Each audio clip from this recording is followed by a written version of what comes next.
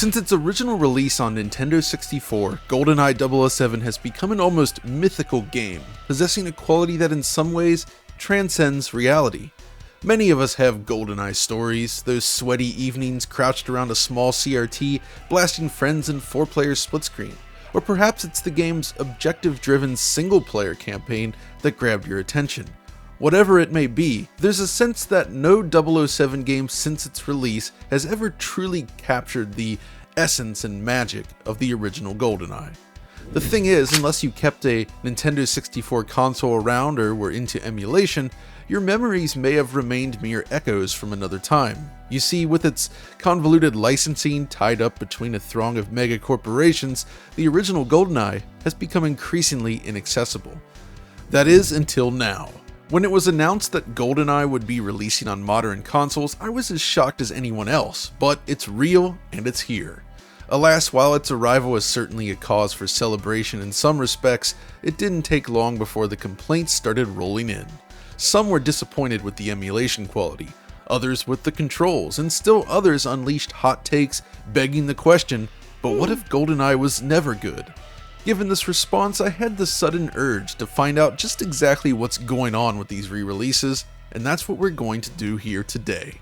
So, grab your bungee gear and let's jump in.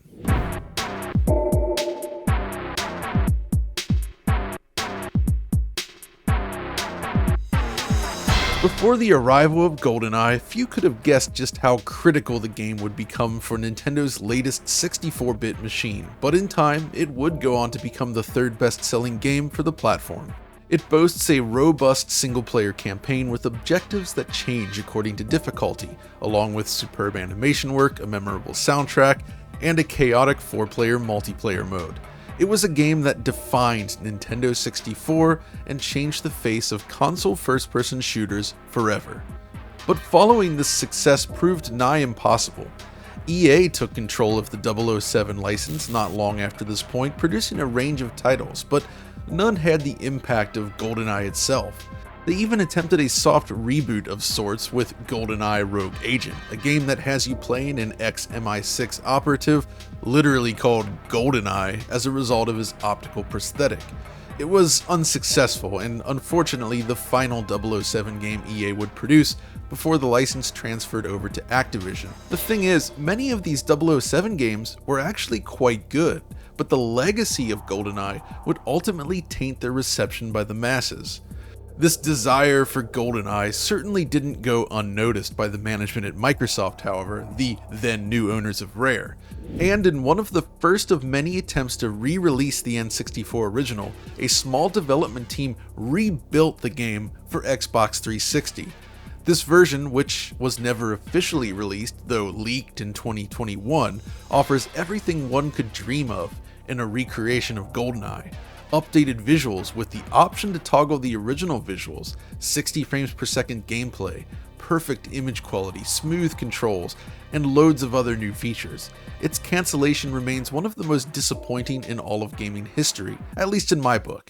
But over the last 15 years, countless other developers, both large and small, would internally pitch reboot plans for GoldenEye. Thanks to the rights issues though, every attempt was swatted down by one corporation or another. It felt hopeless, and nostalgia would only continue to expand. Our frothing demand for GoldenEye only increased. Which brings us to the modern era. Against the odds, somehow the deal was done, and GoldenEye 007 was announced for Nintendo Switch and Xbox consoles in 2022. I cannot imagine how difficult it must have been to reach this point, but it happened. Yet, from a certain perspective, this release is a bit of a monkey's paw moment. Yes, GoldenEye has returned, but the end result is perhaps not quite what one would have hoped for.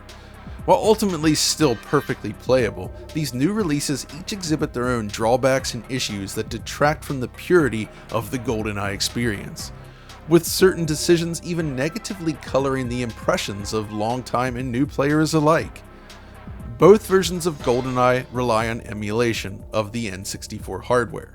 On Nintendo Switch, the game utilizes iQ's emulator designed for the Nintendo Switch Online service, while the Xbox version employs an updated emulation layer from developer CodeMystics based on the work they did for Rare Replay. Each release contains its own modified version of the N64 ROM.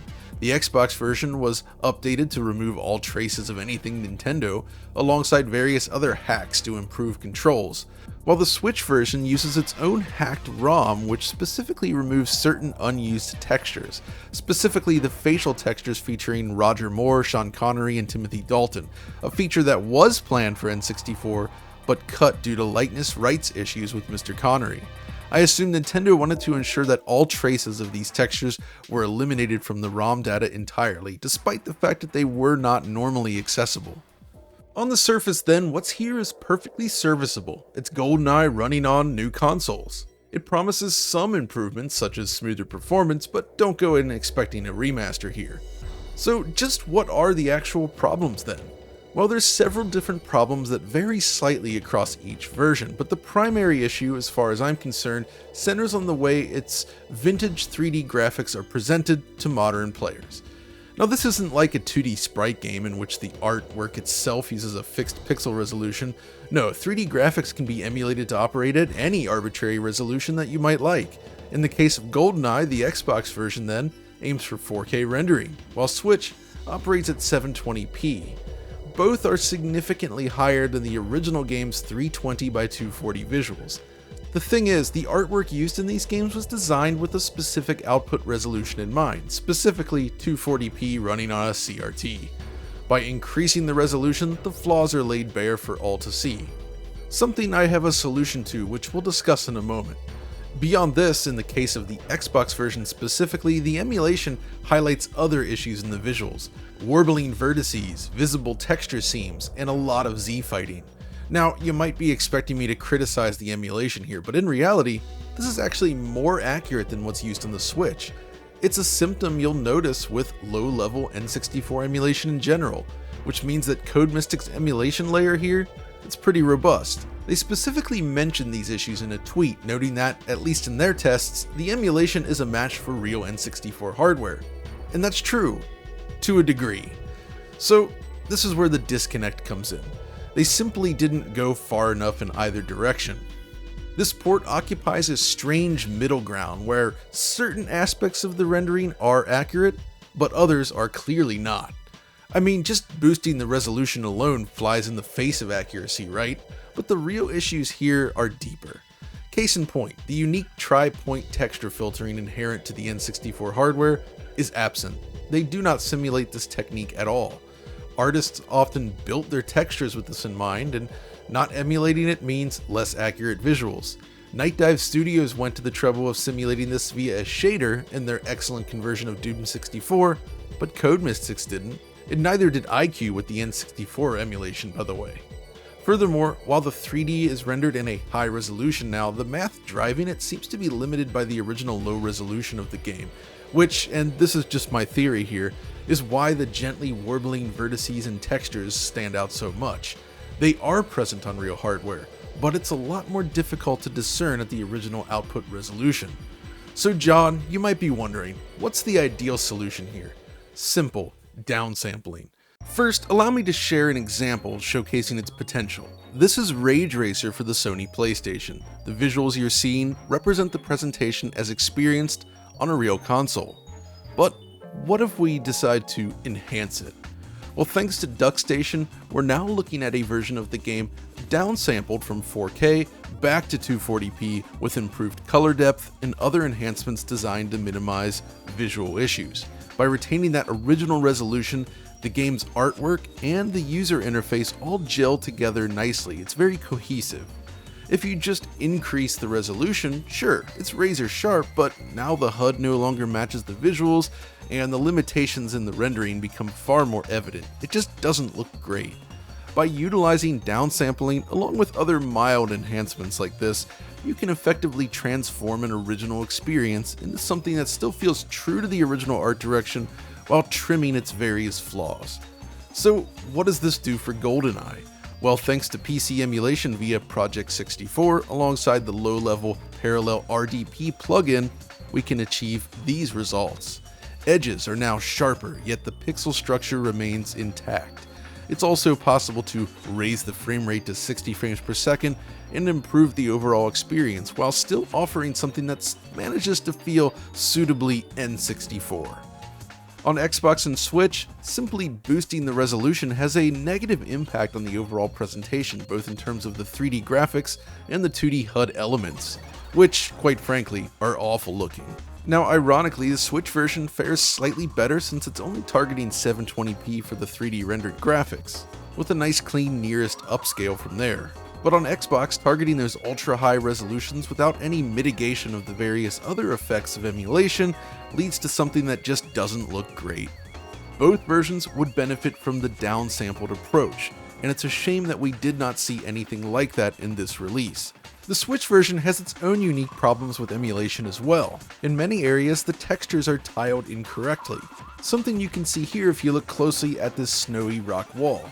In addition, the fog emulation is inaccurate, with fog's proximity to the camera being increased beyond what the original game displays.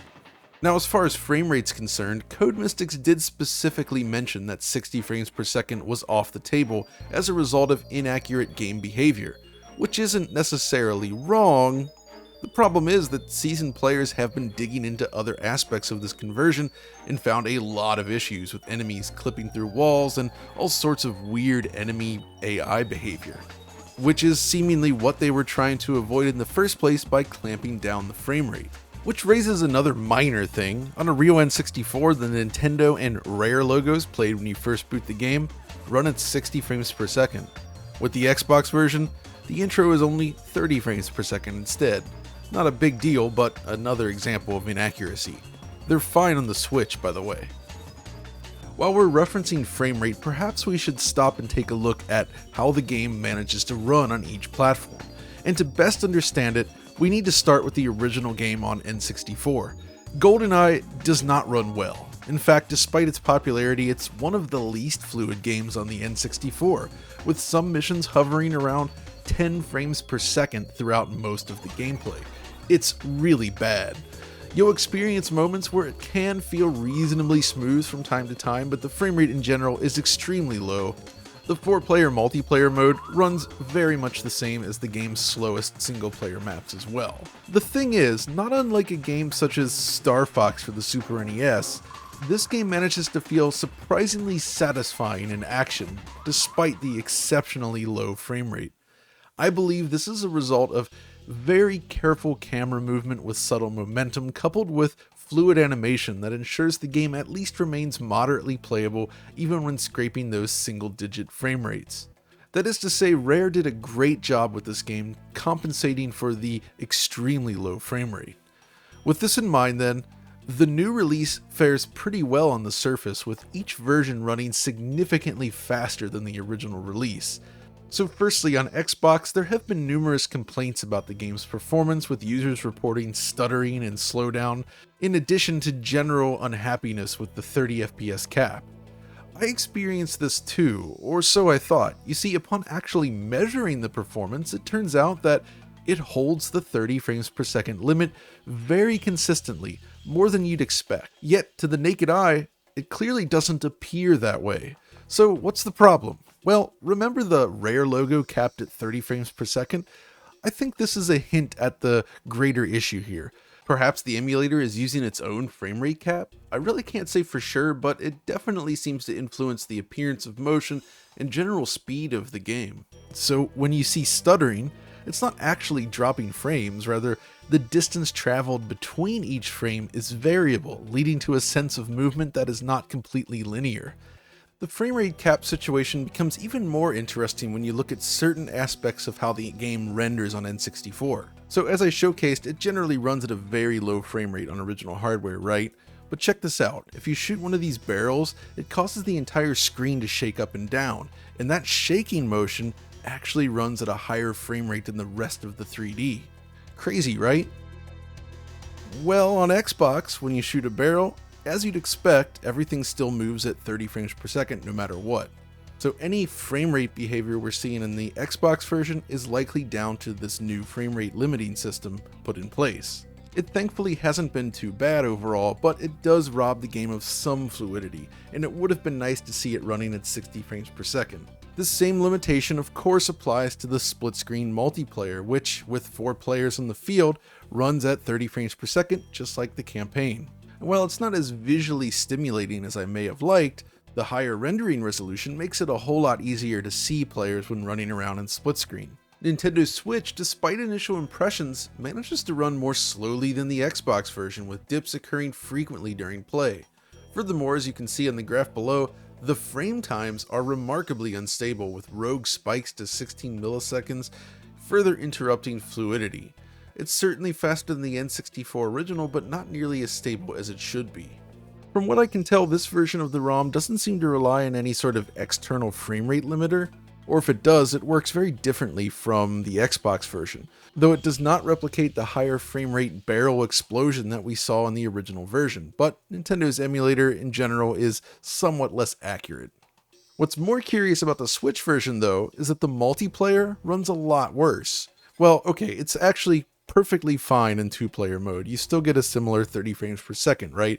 This is okay. The problem is when you introduce 4-player split screen. Here it pretty much runs close to 20 frames per second most of the time, rather than 30. Now granted, this is still hugely improved over playing on a real N64 console, but not by as much as you would expect. One thing I will say is that the split screen works differently than it does in typical multiplayer games on these systems. On Xbox, for instance, you don't need to sign into any other profiles. If you select 4 players, it will start the game with 4 players, even if you only have 1 controller connected. It's the same deal on Switch. But if you do that, you can wind up in some annoying situations since you can't get out of the multiplayer game or out of the configuration screen unless you have 4 controllers attached. They also changed some of the wording to match the difference on the Xbox controller, so when you die, you have to press the menu button rather than the start button. So yeah, performance is kind of a strange one. The Switch version is definitely not as smooth as it should be, and the lack of 60 frames per second plus those strange hiccups on Xbox also detract from the fun. But hey, at least every version of GoldenEye runs better than the Tiger Electronics version. This bad boy couldn't hold a stable frame rate to save its life. I mean, just look at this stuff, it kinda just flashes whenever it wants to. Even the N64 version produces a more consistent frame rate than this. But hey, which other version of GoldenEye has a dedicated Q button? But okay, so we've discussed the visuals thus far, but there's actually more to this story than just the way it looks. Prior to release, Nintendo tweeted out this pause menu music. You remember this, right?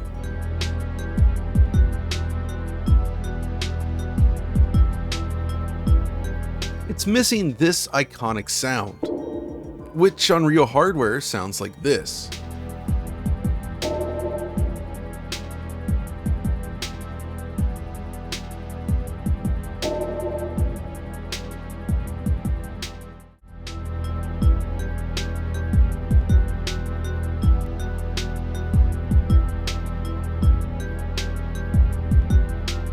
Now this may seem like a minor thing, but this specific sound is really central to the audioscape of both GoldenEye the game and the film score by Eric Serra. According to Grant Kirkhope, who worked on the game's soundtrack, this sound was available on the EMU Proteus FX synth hardware he was using at the time. It's basically a pitched down tambourine or cymbal. Cool, right? Well, the point here is that this specific sound is in fact not missing from the final release of GoldenEye on Nintendo Switch. The pause music is just fine.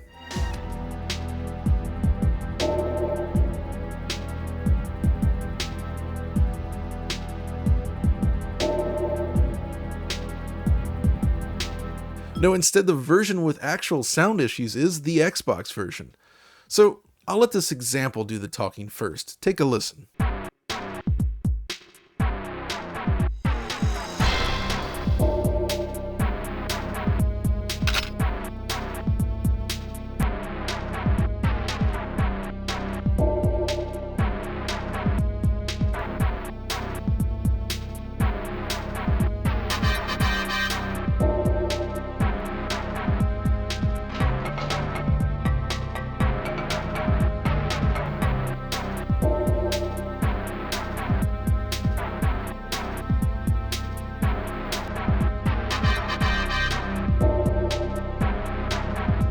You hear that? The Xbox version features exceedingly muffled sound. It's compressed and crunchy in a way that the original on Nintendo 64 is not. Considering the quality of the game's music, this is a huge oversight, I feel. And just for good measure, here's how the Switch version stacks up against real N64 hardware.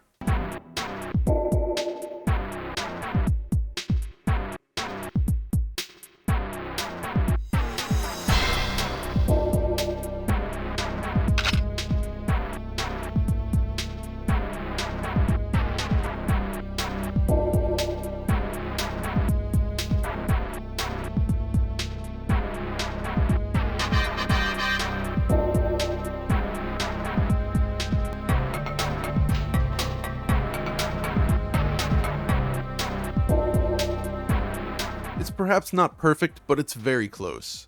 Beyond visuals and audio, however, another issue raised by the community are the controls. Now on Xbox, this is one thing Codemystics did pretty well. The default controls are tuned to behave much like a modern first-person shooter. You have dual analog support, typical button mappings, and even a modification of the aim setting.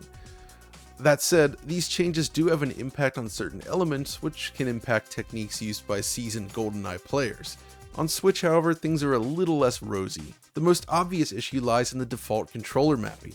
This is the original ROM designed around the N64 pad. It plays great on that pad, but using the default controls with the Switch Pro controller or the Joy-Con is another story entirely. I mean, firing your weapon with the ZL button? Looking up and down with the right stick makes sense, but it also strafes left and right? These settings make perfect sense with an N64 controller and its C buttons, but not the Switch pad. This issue gave people a lot of problems initially, but there's a workaround. First, pop open the in-game menu and switch the control scheme to 1.2 Solitaire. Then from the Switch system menu, go into the controller options and swap the analog sticks while remapping the ZL button to ZR. You can make additional adjustments as you wish, but fundamentally making these changes allow it to control more like a modern dual-stick shooter. I'd argue it still doesn't feel quite as good as the Xbox version, but making this change helps a lot. Whether we're talking controls, visuals, or sound, neither of these new releases are anywhere near ideal, and are overall disappointing. They each have their own advantages. Controls are better on Xbox and it runs faster, while the Switch version has online multiplayer thanks to the NSO service, but they're both deeply flawed. Even still, it's hard to complain about an additional way to play GoldenEye. It's a miracle it made the jump to these consoles at all. Plus, it doesn't take away our prior options. You can still use a real N64 if you're a purist, but you can also fire up an N64 emulator and play it at 60 frames per second. There's even mods to add new high-resolution fonts and user interface elements to the game, making it look a lot more cohesive. There's other options as well, of course, but the point is, GoldenEye has never really been more accessible than it is right now. Now that it's more widely available then, it begs the question, is GoldenEye still a good game? Was it ever good? It's certainly something I've thought about, but the truth is, despite its dated visuals and subpar performance, my respect for GoldenEye has only increased over the years. You see, it brings together so many disparate elements into this weird, cohesive, and enjoyable whole. The missions are all relatively short, but they're designed almost like these miniature sandboxes with a wide range of objectives and tricks to uncover. It doesn't have the depth of the Metal Gear Solid 2 tanker sequence that would appear in 2001, but it offers that kind of freeform experience in a sense. As you learn the maps, your execution improves, almost channeling these arcade-like sensibilities, which is really addictive. The multiplayer too, while very simplistic by today's standards, remains fun and customizable. My own son had never played this game before the video, and despite describing it as having the quote-unquote oldest graphics he's ever seen, by the end, he was laughing and jumping around the room having a blast. The core of GoldenEye remains just as golden as its name implies, and as such, I feel its reputation is well deserved. And that's gonna do it for this video. Thanks for watching, and we'll see you next time.